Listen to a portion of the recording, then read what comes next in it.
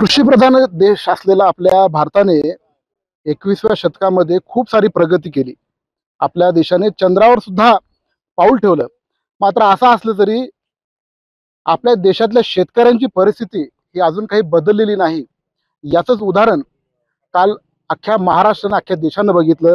त्याला कारण होतं हे 76 वर्षे बाबा अंबादास पवार, ज्यांनी हाच याला जोता म्हणतात, ह्याला दुंड म्हणतात आणि कोळपा सुद्धा म्हणतात ग्रामीण भाषेमध्ये, हा खांद्यावर घेऊन त्यांनी पूर्ण अख्खी शेती जी आहे कापसाची शेती त्यांनी नांगरून काढलेली आहे. कारण काय तर त्यांच्याकडं बैलजोडीसाठी पैसे नव्हते आणि हे सगळं करत असताना 76 वर्ष या आजोबांचा हा जो खांदा आहे, जगाचे पोशिंदे असणारा हा शेतकरी आजही किती मोठ्या बिकट परिस्थितीमध्ये आहे हे त्यांनी स्वतः हा कोळपा आपल्या खांद्यावर घेतल्यानंतर दिसून आलेला आहे.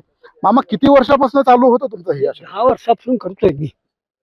10 वर्षापासून शेती अशी करतोय आणि पहिलं 50 वर्षापासून मी शेती करतोय.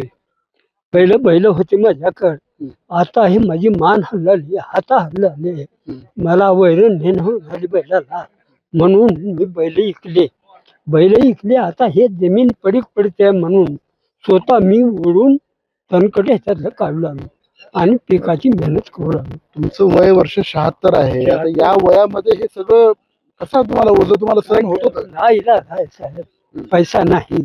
बैलाला पैसे 3000 रुपये हजरी मला घडत नाही दिवसाला, म्हणून स्वतः ओढून मी थोडं नीट करतोय. हे गेल्या 10 वर्षापासून चालू आहे? 10 वर्षापासून. ते एवढंच की मी जरा आडवं करत होतो. आमदा काय झालं, वाटाच्या कडला केलो म्हणून हे कोण माझी दात फिरात घेतले की माझ्या महागारी फोटो घेऊन विश्वनाथ.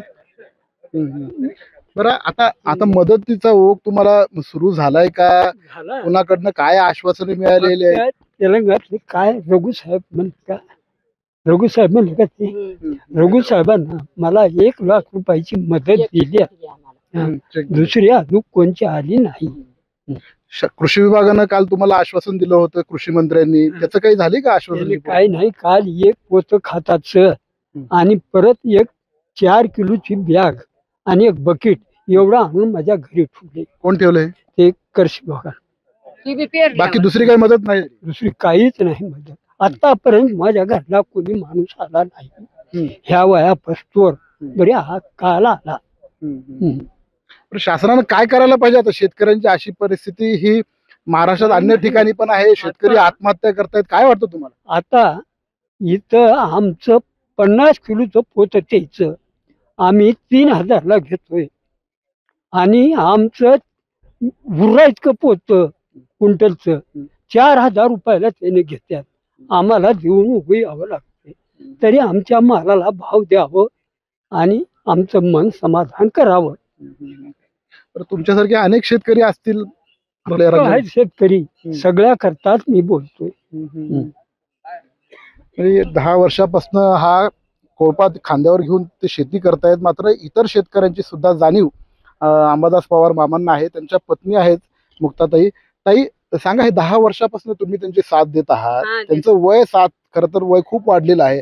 अशा वयात घरी बसून आराम करण्याचे हे दिवस असतात, मात्र एवढं सगळं कष्ट ते करतात. मदत देते आणि त्यांना दम आला की मी आवडते साहेब, त्यांना मदत करते मी. आता आम्हाला बैल नाही तर इलाज चालना, कुटुंब आहे घरी, सून हाय, नातो आहे तर 2 पोरग पुण्याला आहे, उगं काम करून खाताय, त्याची काही पगार पूर्ण त्यांना देत आहे. त्याला काही यश नाही, निर्यशनी पोरग आहे माझं, पण त्याचा पैसा पूर्ण आहे आम्हाला. मग आता कुठली द्यायला पैसे? मुलांना कधी मदत केली नाही का? आता वडील खांद्यावर कोळपा घेतात. आता त्याने होईल तेवढे करते, त्यालाच पगार लई नाही काय सरकार नोकरी आहे का साहेब? उगं काम करते पुण्यामध्ये. किती एकर शेती आहे तुम्हाला? 4.5 एकर आहे. 4 जागी शेती आहे. 4.5 एकर. काही पाणी नाही का? नाही, कोरडभाऊची शेती आहे. कोरडवायची शेती आहे सगळी. तर आता हे सगळं कष्ट करत असताना तुम्ही त्यांची साथ देत होतात, पण हे खूप अवघड काम आहे खरं. आता अवघड बी करावंच लागले का? निघालाच आजवर इलाजच चाललं नाही आमचा. कुणी आमच्याकडे खताचं बियाचं घेऊन आले, कशाच घेऊन आले.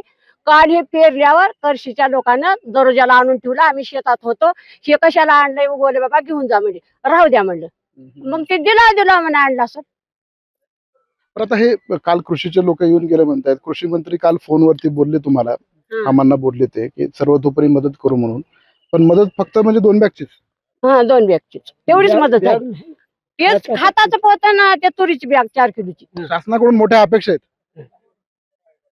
शासनाकडून मोठ्या अपेक्षा आहेत का तुमच्या हा आहेत ना, सरकारकडून? आहेत.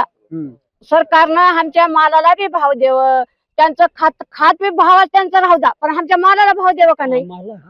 आम्हाला खात बी कमी शेतवाल्याला मोफत द्यावं. आम्हाला अल्पभूधारक शेतकऱ्यांना मोफत मध्ये द्यायला मोफत द्यावं.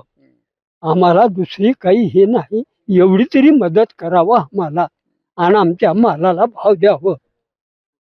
खरं तर ही खूप मोठी शोकांतिका आहे. काल हिवाळी अधिवेशनामध्ये हा मुद्दा मोठ्या प्रमाणात चर्चेला आला. विरोधी पक्षाने सुद्धा तो चव्हाट्यावर आणला. मात्र असा असताना सुद्धा सरकारला अजूनही जाग आलेली नाही का, असा प्रश्न निर्माण होतोय. कारण काल खुद्द कृषी मंत्री कोकाटे हे मामांना सुद्धा बोलल्यानंतर त्यांना सर्वतोपरी मदतीचं आश्वासन दिलं होतं. मात्र आज मी तिला फक्त एक खताचं पोत, बरोबर मामा, एक खताचं पोत, एक बियाची 4 किलोची बॅग आणि एक बकेट आणि एक बकेट औषधाचं, एवढंच आम्हाला आले. आज 10 वर्षाच्या काळामध्ये एवढंच मला भेटलंय. जगाच्या पोशिंद्यावर सरकारचे कृषी मंत्री बोलून सुद्धा फक्त एक खताचं पोत आणि एक बियाण्याचं पोत, एवढ्या 2च गोष्टी मिळालेल्या आहेत. त्यामुळे सरकार आता तरी शेतकऱ्यांच्या या प्रश्नावर जागा होणार का, असा मोठा प्रश्न या निमित्तानं निर्माण झालेला आहे. शशिकांत पाटील, न्यूज 18 लोकमत, हडोळती, लातूर.